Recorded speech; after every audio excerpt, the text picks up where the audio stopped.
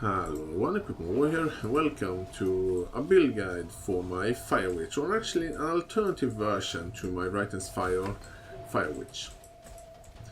So I'm going to talk about a little bit about my passive skill tree, about my gear, and I'm going to try out and show it against the boss on this Borg map here. So let's get started by taking a look at my passive skill tree.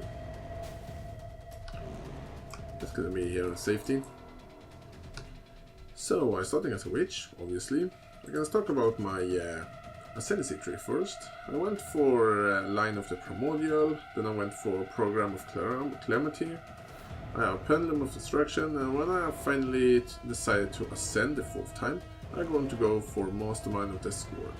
So pretty nice. And for my rest of my skill tree, I went for the spell damage, occultist dominion, fire walker. I went down for cruel absorption, deep thoughts, heart of flame, and I went for dark arch because I'm dual wielding, and this one gave me a lot of cast speed if I follow these notes. And I went for some more cast speed here, mental rapidity, and also you can, if you want, take elemental overload if you have something to crit enemies, which you can proc it. But I decided not to take it. And I went for Purity of Flesh, and if you really want some more damage, you can take this fire damage here, but they're not that great, so I wouldn't do it. I went for Light of Divinity, Elementalist, Retribution, Discipline Training, Century. I have these two notes here to give me some life regen and mana regen. And I also have Rightness Decree. I went for Combat Stamina. I went down here to take Astronaut. I went for Barbarism. I have Survival Seekers here to give me some life mana regen and some elemental damage. And you can get this one by just doing quest in Act 2. I have Juggernaut. And I have Diamond Skin, Arm Mastery, Warrior's Blood, Heart of the Warrior, Life and Armor. And I finally have Unraveling Stand, which are the only keystone I have, and a really important one because you don't want to get stunned when you're casting your spell. I also went for another Yule Sock here, Assassin's Haste. And then I have this whole nice life pool here, get a lot of life, and I also have Shaper. This is pretty much my skill tree, and it's working really well, and it's not that different from my original one for my Rightness Fire Witch. But let's take a look at my items now. As you can see, I'm dual wielding. I have two wands, this one and this one. And what you want on your wand, and by the way, because I'm dual wielding, I need if you don't want to dual wield or just want to use one wand and using a shield instead, which you can do if you want even more protection, you need to drop all of these notes here. But I'm dual wielding for increased damage. In the ones you want ones which have as high as you can get spell damage, increased fire damage, flat fire damage to spells, and cast speed. As you can see, I've tried to get it on both of them. This one actually have cool damage, and I don't need that, so it would be much better if this one actually had fire damage. But you can't get everything. And then pretty much all of the items are just defensive. Try to get high armor, life, and resistance you need on everything. Get high life, resistance, and cast speed if you can afford it. Again, high life, resistance, high life, resistance. I'm using Belly of the Beast, but you don't need to use Belly of the Beast. You're gonna get a little bit low life, but you can go for just a rare armor, preferably 6-link, but 5-link works just as well. And try to get just as high life and armor as you can get, and try to get the right sockets, the right colors on your sockets. And boots, same thing here. Try to get some movement speed if you can, and as good life and the resistance you need. Belt, life, resistance. I actually have Winds of Change, which are a really cheap item now, and it increases my damage. It increases the projectile speed, which means I can hit enemies back, so it's a pretty good item, and I'm really recommending if you can get it. So let's talk a little bit about what passive skill, what gems I'm using.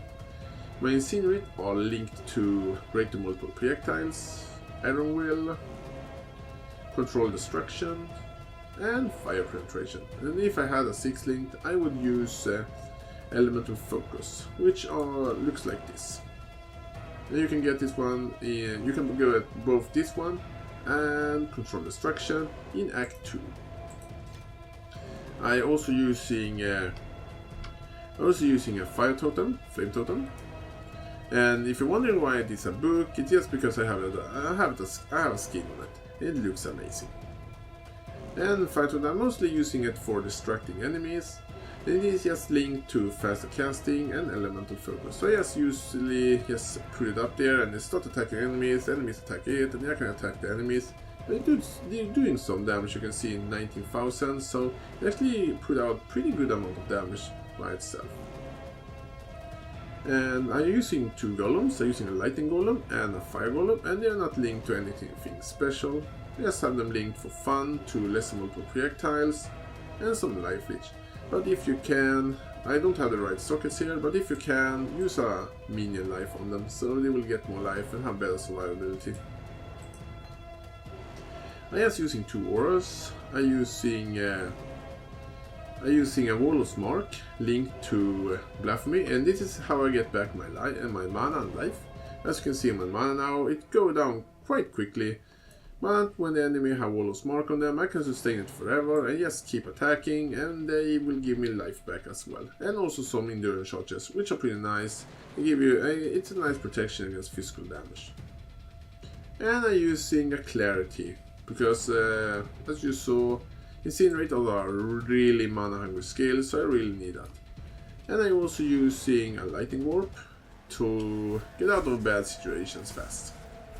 Lightning Warp is not linked to anything special, but if you can, unfortunately I don't have enough room right now because of this one there, but if you can, you're gonna have Lightning Warp linked to have this setup for Lightning Warp. It's really powerful and makes you will be able to teleport even faster. So if you can, have this setup to Lightning Warp. One. So enemies is here to annoy me. And I have some custom damage taken, which are custom damage taken with Warlord's Mark, and there are a lot of custom damage taken setups you can use. But I really like this one. So let's actually fight the boss in this map and see how that goes. And by the way, if I forget something to mention, please let me know, and I'm going to be more than happy to answer your questions in the comments. So let's take care of the boss on this map. This is a boring map, so it's a tier 8 map, so I can definitely play higher tiers with this character, but that was what I had right now.